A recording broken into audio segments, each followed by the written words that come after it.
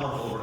Look at the philosophy and look at the reasoning behind it. No one was killed in Sham. But he said when we entered Sham, people were delighted over our plight.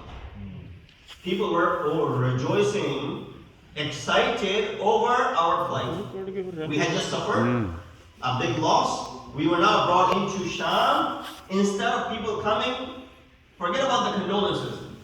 Don't say anything if you can't even give condolences. If they hadn't said anything, that would have been better. Instead, what were they doing? Shamatat. They were rejoicing over our calamity. He said that was the most devastating part. They abused us verbally, mocking us over our misfortune. And that is the reason for the Imam always remembered Asham, Asham, Asham.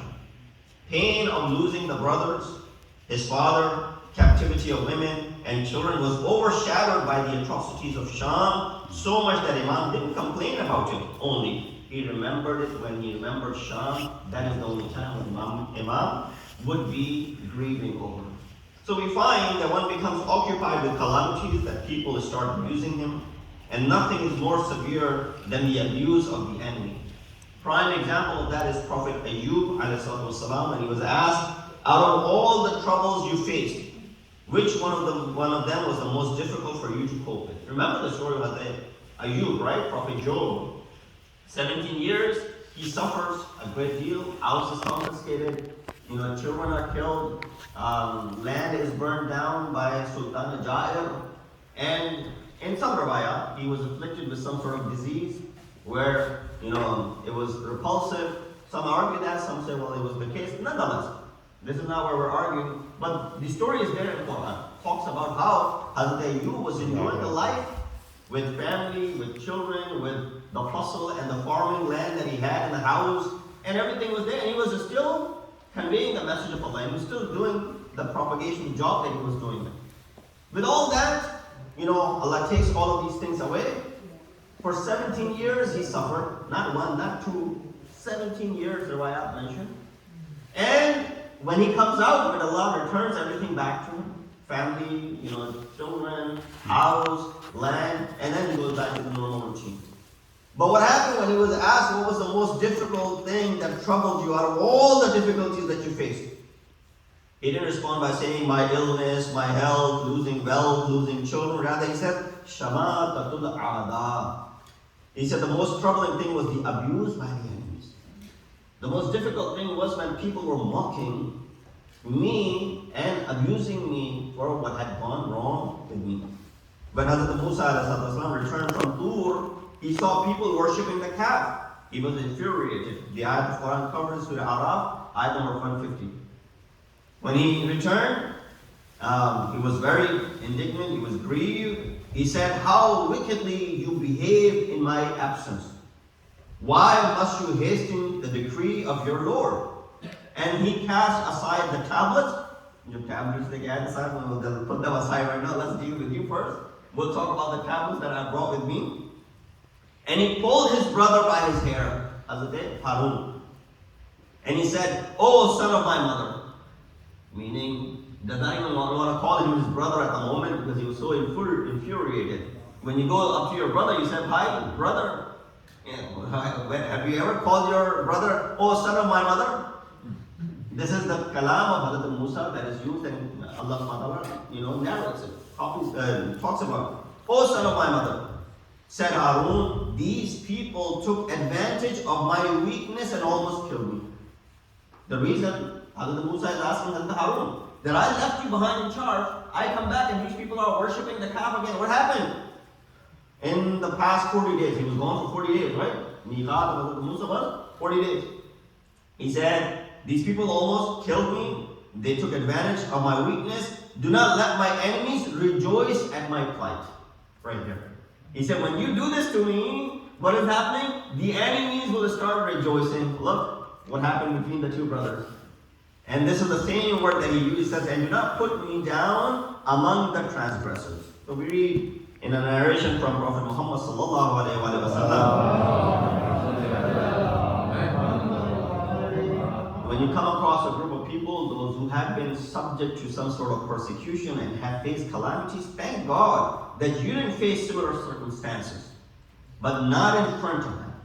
For example, you see someone passing by who's just faced difficulties. Alhamdulillah, we did not suffer like these people. No? These are the common akhlaqiyat that we do at a lower level in our houses, in our families, it's in our communities.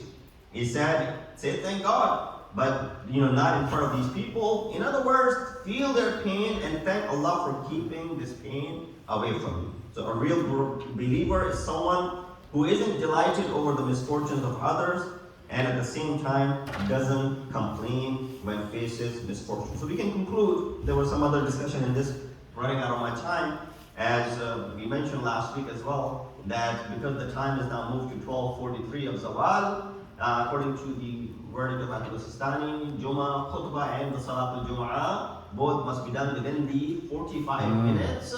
Otherwise, if it's beyond 45 minutes, Jummah is okay. You'll have to go ahead and offer Salatul Dhuhr as well. Usually we skip Salatul Dhuhr and you just go right to Salatul Asr. But inshallah we'll conclude with this, that we'll conclude with the sentence that speak the truth and act with righteousness and attend the gatherings of righteousness. This is where you'll find the eternal salvation. We ask Allah subhanahu wa ta'ala to give us a tawfiq and ability to be able to understand the pain of others. And if you don't, at least give us the ability not to laugh at someone else's misfortunes. In the answer hadith, وَأَبْلَغَ الْمُوِذَ كِتَابُ اللَّهِ أَعُوذُ بِاللَّهِ مِنَ الشَّيْطَانِ الرَّجِيمِ بِسْمِ اللَّهِ الرَّحْمَنِ الرَّحِيمِ وَالْعَصْرِ إِنَّ الْإِنسَانَ لَفِي خُسْرٍ إِلَّا الَّذِينَ آمَنُوا وَعَمِلُوا الصَّالِحَاتِ وَتَوَاصَوْا بِالْحَقِّ وَتَوَاصَوْا بِالصَّبْرِ.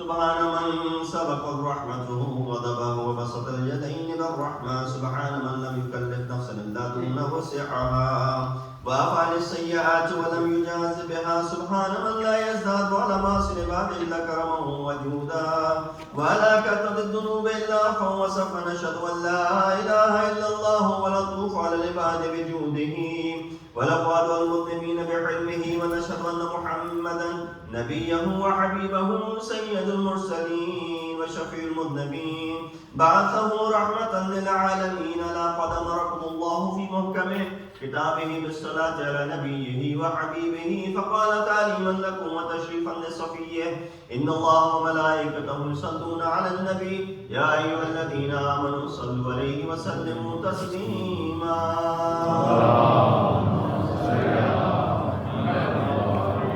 اللهم صل على سيد المرسلين وشفيع المذنبين نبينا محمد صلى الله عليه وآله وعلى إمام المسلمين وقائد الغر المحجلين أمير المؤمنين علي بن أبي طالب صلوات الله وسلامه عليه وعلى سيدة نساء العالمين وبذات خاتم النبيين سيدتنا فاطمة بنت رسول الله صلوات الله عليها وعلى الحسن المجتبى والحسين الشهيد بكربلاء وعلي بن الحسين ومحمد بن علي وجعفر بن محمد وموسى بن جعفر وعلي بن موسى محمد بن علي وعلي بن محمد والحسن بن علي عليهم الصلاة والسلام.